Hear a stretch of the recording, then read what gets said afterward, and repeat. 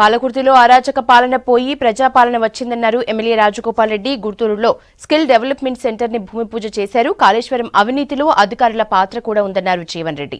Begum Bazar police స్టేషన్లో ఆంధ్రప్రదేశ్ ఉప ముఖ్యమంత్రి నారాయణ స్వామిపై మాజీ ఎంపీ మల్లు రవి ఫిర్యాదు చేశారు.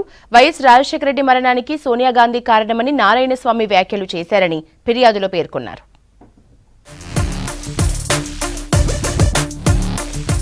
పాలకుర్తిలో అరాచక పాలన పోయి ప్రజాపాలన మొదలైందన్నారు మునుగోడు ఎమ్మెల్యే కోమటిరెడ్డి రాజగోపాల్ రెడ్డి. రానున్న రోజుల్లో కేటీఆర్ అమెరికాకు, కవిత జైలుకు పోతారన్నారు. ప్రజా సంక్షేమమే కాంగ్రెస్ ప్రభుత్వ లక్ష్యమన్నారు పాలకుర్తి ఎమ్మెల్యే యశస్విని రెడ్డి. మహబూబాబాద్ జిల్లా తొర్రూరు మండలం గుత్తూరులో స్కిల్ డెవలప్మెంట్ సెంటర్ కి భూమి పూజ చేశారు ఎమ్మెల్యే యశస్విని రెడ్డి. యువతకు విద్యతో పాటు స్కిల్స్ చాలా అవసరమన్నారు యశస్విని రెడ్డి. అధికారాన్ని అడ్డం పెట్టుకొని పోలీసులను పెట్టి టార్చర్ చేసి ఆగం చేసిండు. అవునా కదా? ఇప్పుడు ఏం చేస్తారు చూద్దాం. ఇగేం ఉండదు, ఇక అయిపోయింది. నాకు నిన్న మొన్న ఒక ఫోటో లెక్కను ఏదో మీటింగ్ లో బీఆర్ఎస్ పార్టీ మీటింగ్ లో కనబడ్డాడు ఆయన. ఇంకెక్కడి బీఆర్ఎస్? ఎప్పుడైతే తెలంగాణ పదం తీసేసి భారత రాష్ట్ర సమితి అని పేరు పెట్టిండో ఆ రోజే కథం అయిపోయింది మీ పని. ఏం చేసి ఇచ్చిండ్రు మనకి? ఎట్లా తీసుకుండ్రు మన రాష్ట్రాన్ని? ఎట్లా ఇచ్చిండ్రు మన చేతికి? బంగారు తెలంగాణ అన్నారు. బంగారం అంతా పట్టుకవై తెలంగాణని మనకిచ్చిండ్రు. అప్పుల తెలంగాణని మనకిచ్చిండ్రు. మరి కొంచెం సమయం పడుతుంది కదా. కాళేశ్వరం ప్రాజెక్టు అవినీతిలో అధికారుల పాత్ర కూడా ఉందని అన్నారు ఎమ్మెల్సీ జీవన్ రెడ్డి.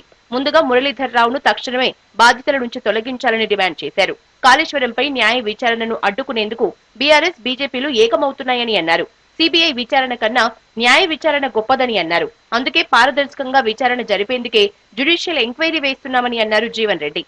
ఈ జెన్కో సంబంధించి సీఎండి ప్రభాకర్ రావు గారిని తొలగించడం జరిగిందో, ఇరిగేషన్ శాఖకు సంబంధించి మురళీధర్ రావును తొలగిస్తేనే గాని రేపు ఈ జ్యుడిషియల్ ఎంక్వైరీలో వాస్తవాలు వెలికి రావడానికి పూర్తి స్థాయిలో మనకు అవకాశం ఉంటుంది. సిట్టింగ్ ఎమ్మెల్యేల్ని మార్చినా బీఆర్ఎస్ గెలిచేది కాదన్నారు PCC vice president Niranjan. KCR కుటుంబాన్ని ప్రజలు ఓడించాలని నిర్ణయించుకున్నారు కాబట్టే బీఆర్ఎస్ ఓడిందన్నారు.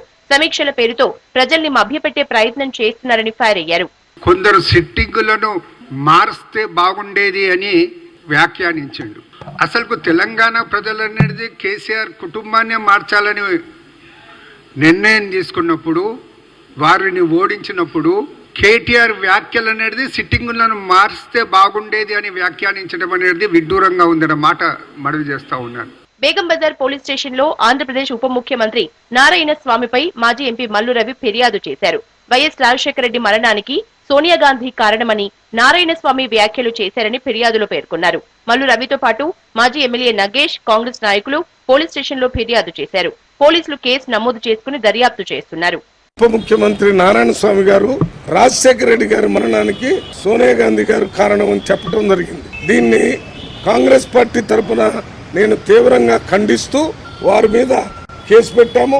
వారి మీద చర్య తీసుకోవాలని బేగం బజార్ పోలీస్ స్టేషన్ లో కేసు పెట్టడం జరిగింది. పార్లమెంట్ ఎన్నికల్లో బీఆర్ఎస్ ఒక్క స్థానం కూడా గెలవలేదన్నారు సినీ నిర్మాత, కాంగ్రెస్ నేత బండ్ల గణేష్. 30 రోజుల్లో సీఎం రేవంత్ ప్రజాపాలన చూసి హరీష్ రావు, కేటీఆర్ కు ఈర్ష్య పీక్ స్టేజ్ కి చేరుకుందని విమర్శించారు.